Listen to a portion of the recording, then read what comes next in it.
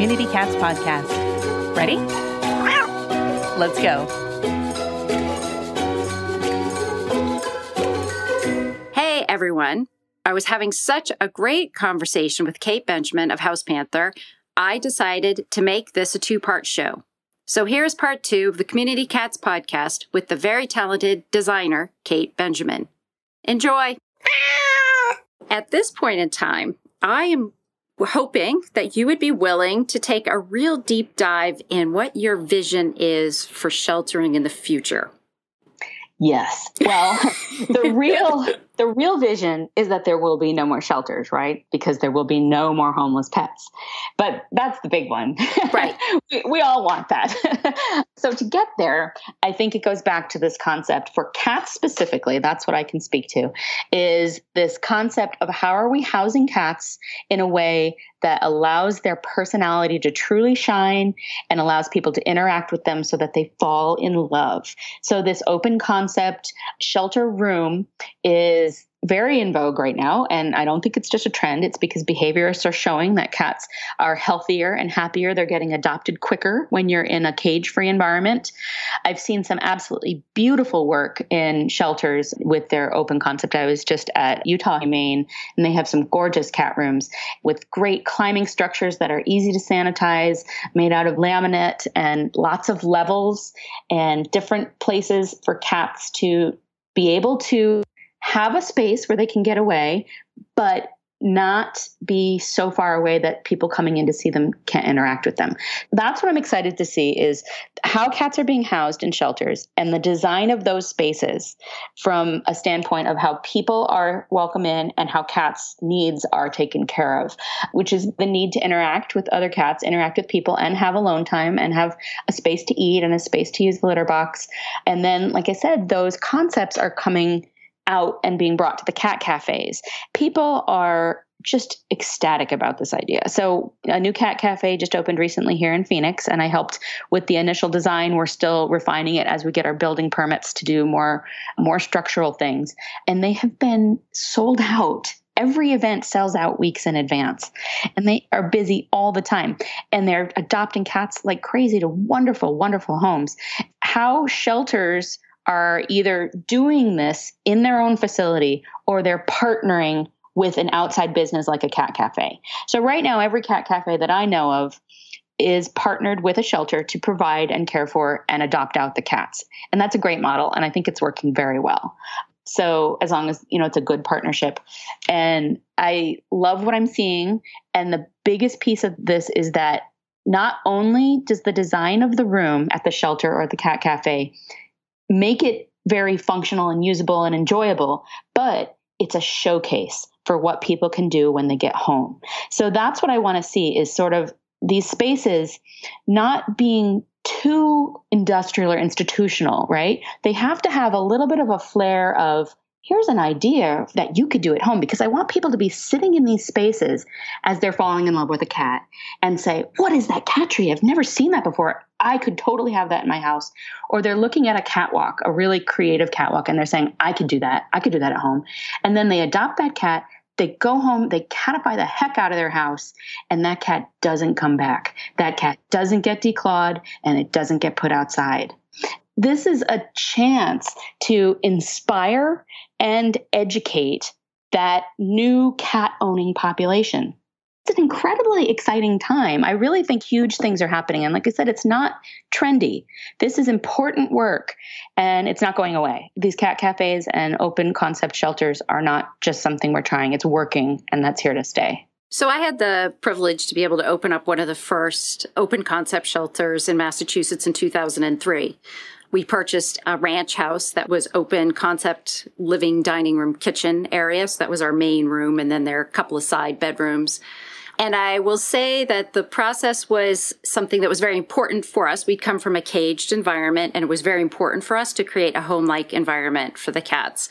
A lot of the finishes were wooden finishes in the house. And so, we learned a lot of lessons about being able to sanitize and disinfect those kinds of finishes or replace them, et cetera, as would need to be done in any cat cafe environment. So I'm going to wear a little bit of a devil's advocate in this case, saying that One thing we did find out is with that sort of user-centered design is that that environment was great for some cats.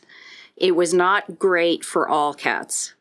There are certain cats that need a different type of environment to be able to show themselves appropriately. And some of those are the semi-ferals. They really had a hard time to show themselves in such a large-scale environment. I mean, it wasn't huge, but yet it was still a big enough space for them to feel like they were getting lost. Yes, absolutely. And I've seen that at a number of shelters and cat cafes that I've worked with. Ideally, then you would have some smaller rooms, which actually Utah Humane does as well, for specifically those cats. A program then as well of volunteers who are going to work with them and socialize them too, right? Right, to keep them engaged. And we certainly have volunteers that were willing to do that, be engaged with all of the cats that were there in the room. But it's kind of hard when in our environment, they were up on top of the kitchen cabinets. So they're way up finding that high perch where they feel comfortable. So those are the cats where we were kind of like, can you take a chance on me type cat. And those are the types of cats as our cat overpopulation programs do what they're supposed to be doing. Our intake numbers are going way down. We're having a lot more special needs cats come into our facilities. And so the cats that we're going to be showcasing are the ones that do have a list of some issues in their background. So I think that concept of flexibility in our environments is really important. And I think that's been the struggle in sheltering, is that we've built a lot of these structures that are not particularly flexible to serve the needs of the cats or the community. There's also, holding rooms for your trapped cats for TNR. Sometimes those are hard to find in a traditional shelter. Thinking in the design realm, I've always wanted to say, how can we make this flexible? How can we flex? In the northern states, we have a lot more kittens in the summertime, a lot more intakes in the summertime. So how do we flex our programs, our architecture to flex with our programs? Absolutely. I've actually talked about that same thing on some consulting work that I've done. And in terms of flexibility between having different spaces that could maybe change in size, as well as products in the room that could maybe provide more of a hideaway space if you have cats in the population that are currently needing to be a little bit more away, but then you can open it up and actually use that as a tool to work with them. And one of the first things that I tend to see when I've walked into some cat cafes and some shelters, things are shoved against the wall. The first thing I do is I pull everything away from the wall and get it out to the middle.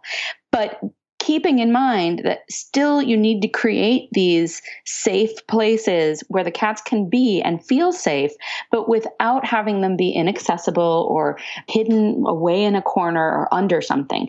It's the same thing with ledges that are too high. You just don't want to give them that option of being in those spaces that are too high or too hidden away, but you have to give them that alternative that is acceptable to everybody. And of course, that also helps when it comes to cleaning time as well. You don't want anything that's too high or too hard to reach. So that's an error that I tend to see a lot, creating the hiding spaces and not realizing it. Are you new to the Community Cats podcast? Don't know what to listen to first? Feel free to check out the listening module tab, where we have grouped shows together by topic so you can listen to a bunch of shows around the same topic. Just click on the listening module tab at www.communitycatspodcast.com and enjoy learning about community cats. The Community Cats podcast will soon be a year old, with over 200 episodes profiling amazing people who are all making a difference in the lives of community cats. If you would like to support the show, but not be a sponsor, feel free to contribute to our efforts by going to www.communitycatspodcast.com and follow the donate link. Help us to continue to provide excellent programming. And the other challenging situation in a community space is figuring out who's eating, how much, who's using the litter box. Is there anything that anybody has to worry about on a medical issue? Yeah, very challenging. And I mean, that really does speak to the fact that you're absolutely right. There are certain cats that will thrive in this type of an environment. As long as everybody's aware of that and they're not just leaving those cats, people just have to be very, very aware and paying attention, and then hopefully having a secondary area to put those cats in that aren't doing well in that big area. We actually started doing twice a week weigh-ins. to be able to get a check on all the cats twice a week to make sure that we weren't missing anything from that standpoint.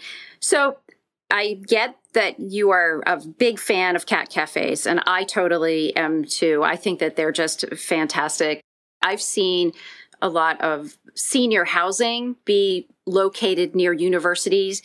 In your dream world, how do you see cat cafes sort of living within a community? Do you see them located near schools, near universities, near senior housing, anywhere and everywhere? I mean, do you have a grand vision of what this would look like 10 years down the road? Yeah, absolutely. I love the idea of being near senior housing and using the community as a resource. La Guitarra is the cat cafe here in Tempe, Arizona, and it is right next to the Arizona State campus. And that has been a wonderful thing because that connection to the students and the whole campus population is really starting to define the community around this particular cat cafe. So I think that they could pop up anywhere, but this idea of giving it a little thought about connection to the community and underserved communities, especially like senior housing, and then bringing them in with programming is a really important thing to do as well, inviting them. And one of the fears that you have with cat cafes is that, oh, everybody's going to go when it first opens and then they're never going to go again. But I don't think that most cat cafes are finding that, which is really wonderful because that means that they are speaking to a very specific need that people are looking for. And there's a constant new population of people looking to adopt cats or spend time with them.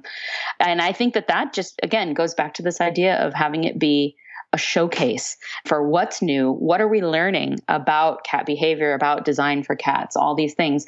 There can just be a constant influx of new information to share with these people that are coming in. Do you have any sense or knowledge of how the adoption rates are out of the current cat cafes that have been up and running for a while? I don't know overall numbers. In general, everything I've heard has been very positive. So on the high side, I know that the new cat cafe here in Arizona has already adopted 14 or 15 in just this month that they've been really open and doing events. Also, selective adoptions as well. So people have to be well screened. And just in general, I've heard that it has been very positive. Again, quality adoptions. So they're not coming back because they have had a chance to really spend the time with the cat and then hopefully get that education piece too. Yeah, I'm really interested to follow this development and see how cat cafes develop as well as other options and alternatives. Actually, it's pretty interesting to see how the architecture of a shelter is going to be changing as our intake numbers do go down. How does the footprint of the actual shelter change? If you were advising a small shelter or a rescue that has a small adoption facility, what sort of key advice would you give them, in thinking about their sheltering environment? I know you mentioned a couple of tips, but I thought you might be able to expand on some of those points. Well, I definitely do. Like we mentioned, I like this idea of flexibility in the physical environment so that you can accommodate different types of cats in the population, some that are more fractious, some that are more social, and that ability to customize the physical environment to those needs easily, of course, within all those other constraints of being sanitizable and durable and looking good. But I also would really like to encourage shelters to do more programming around this idea of environmental design, really getting people excited about it or giving them the resources, doing little DIY workshops, things like that, where you come and learn how to use a glue gun for the first time, maybe if you've never used one before. And what can you make with that? It's certainly all over the internet now. There's just tons of great DIY ideas. And so let's do it in person and let's customize it to your cat, because that's what we're talking about, is teaching people how to be the designer, right? A designer has to understand their user. And so they have to do that observation and really get excited about it. And that's what I'm seeing in a lot of people adopting cats, certainly at the cat cafe here. They're so excited about that cat, and they can really speak intelligently about, like, this seems to be her preference and she likes to scratch like this, and this is what we're going to do when we get home. And that is such a huge shift in thinking. And I know that shelters have always had those education pieces on declawing and vet care and all of those things, but even more of a focus on the environmental piece. I'd love to see that. Well, and having these programs that are reaching out into the community and really engaging with people that aren't even adopters, but yet it's really helping the cats stay in homes. Yes. Yep, absolutely. Which is a main objective for all of us, which is keeping those cats in homes and happy and healthy and all of that. And the more we can do to encourage that, the better off, we are. If people are interested in finding out more about your blog, about your website, how would they do that? Just visit hauspanther.com, and I'm constantly posting new finds, design finds, interesting things about environmental and product design for cats and anything that has to do with improving the lives of cats and the people who love them. We have a daily email newsletter that you can sign up for, daily or weekly updates that sort of give you everything, including any special deals and things that I can find from my favorite companies. I also have a new line of cat products that I have designed and are being manufactured by a company called Primetime Pets, and those will be coming out nationwide. There are several perches that are already out there, and there are several new things coming out this year, and I'm just having a great time with that. And so I always make sure to post that on Hauspanther as well as everything else. If you have something that you found that I've never written about, please email me, let me know. And if anybody does a really cool project in their home, if you build some cat shelves or a window perch or something, I'd love to see it. That's a big piece of this, is sharing. If we can all share our ideas and be a community and support each other, we're going to make an even bigger difference. Just get out there. And if you hear anybody ever say, oh, there's nothing cool for cats, well, then please correct them and send them to Hauspanther and show them the light. That's great. Anything else that you'd like to share with our listeners today? My cats are my children, and I love them more than anything. And that's how I got to where I am today. And so I always encourage people. I had a very unconventional route to doing what I do. And you look for your skills. What do you do? It may have nothing to do with cats, but you may be able to put them together in such a way that really makes a difference in cats' lives. And that's, if we all do that, we will all be getting one step closer. Kate, that's great. I want to thank you so much for agreeing to be a guest on my show, and I hope we'll have you on in the future. Thank you. I'd love to. Thank you for listening to the Community Cats podcast. I would really appreciate it if you would go to iTunes and leave a review of the show. It will help spread the word to help more community cats.